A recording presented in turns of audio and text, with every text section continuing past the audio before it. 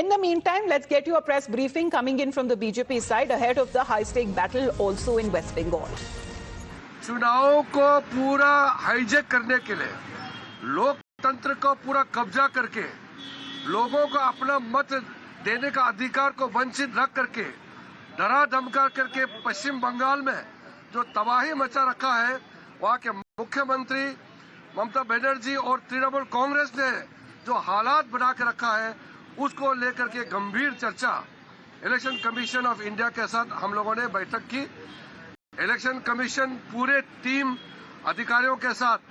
हम लोगों का एक एक पॉइंट को सुना और हमने एक एक पॉइंट बारीकी से बताया कि मुख्यमंत्री खुद किस तरीके से वहां के वोटरों को घर घर तक धमकी दे करके कि जो बीजेपी को वोट देगा उसको नहीं छोड़ा जाएगा, और तृणमूल कांग्रेस का पूरा कार्यकर्ता, पूरा मंत्री, उनका पूरा टीम किस तरीके से पूरा इलेक्शन प्रोसेस को हाईजैक किया। पश्चिम बंगाल में जितना अधिकारी है, वरिष्ठ अधिकारी से लेकर के नीचे स्तर का पूरा को तृणमूल का कांग्रेस वर्कर तक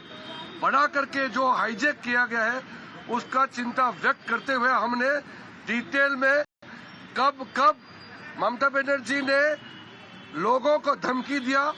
और उनके अधिकारियों को किस तरीके से धमकी कराया गया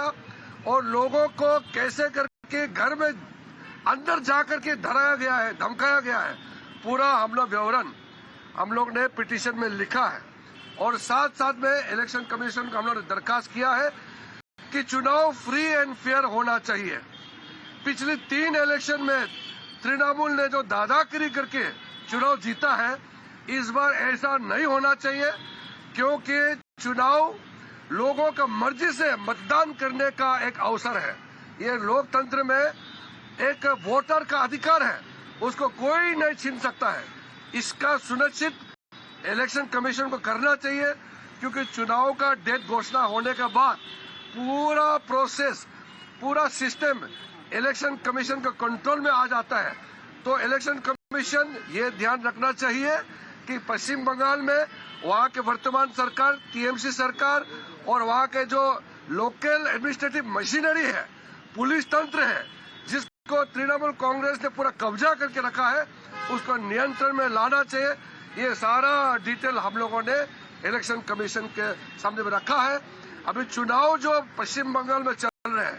वह जनता भयंकर तृणमूल का खिलाफ में आवाज उठा रहे हैं और डर के बौखलाहट में तृणमूल कांग्रेस और टीएमसी ने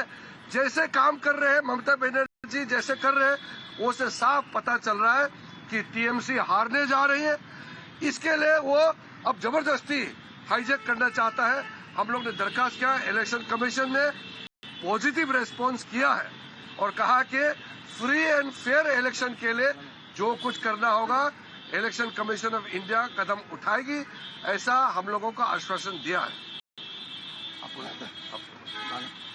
এখন আমি বাংলাতে মাননীয় ইলেকশন কমিশনের সামনে, ফুল বেঞ্চের সামনে আমাদের এই প্রতিনিধি দল, বিশিষ্ট প্রতিনিধি দল, যাতে পীযূষ গোয়েলজি থেকে শুরু করে, কিরণ রিজিজু জি থেকে শুরু করে আমাদের অরুণ সিংজি, অরুণ বালনিজি। So that is the BJP delegation led by top union ministers there who met with the ECI officials, and they say that they have given a petition on a serious issue where they believe